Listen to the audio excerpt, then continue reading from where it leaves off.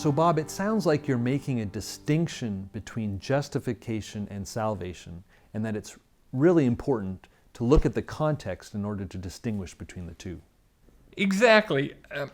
Based on my study of the words save, sozo, and salvation, soteria, about 65 to 70% of the time, those words refer to something other than regeneration, everlasting life, deliverance from eternal condemnation. So about 7 out of 10 times they don't refer to that. It is true, sometimes they do. For example, Ephesians 2, 8, and 9. By grace you have been saved through faith, right? Or John 3:17. The Son of Man didn't come into the world to condemn the world, but that the world through him might be saved. So there are uses of the word save that do refer to regeneration. For example, in Ephesians 2:8, that goes back to Ephesians 2:5. He made us alive together with him. By grace you've been saved. Obviously, salvation there is being made alive. So there are obviously passages like that, but the vast majority of references to salvation in the New Testament refer to deliverance from problems in this life. So what kind of problems? Well, deliverance from illness, James 5:15, or deliverance from physical death, James 5 and verse 20.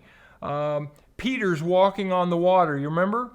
And he takes his eyes off Jesus, and he looks at the waves around him, which are tumultuous, and he begins to sink. And what does he say? Do you remember? Lord, save me. Does he mean, Lord, take me to heaven?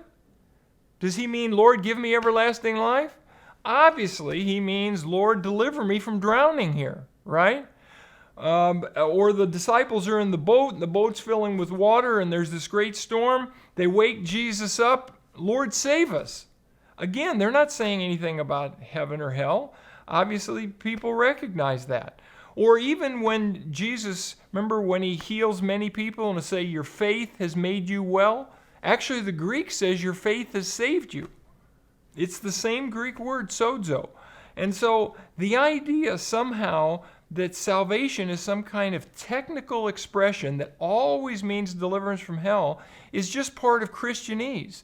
And it's something we need to get away from. There are whole books of Scripture where it never means that. Romans, it never means that. Hebrews, it never means that. Philippians, it never means that. James, it never means that.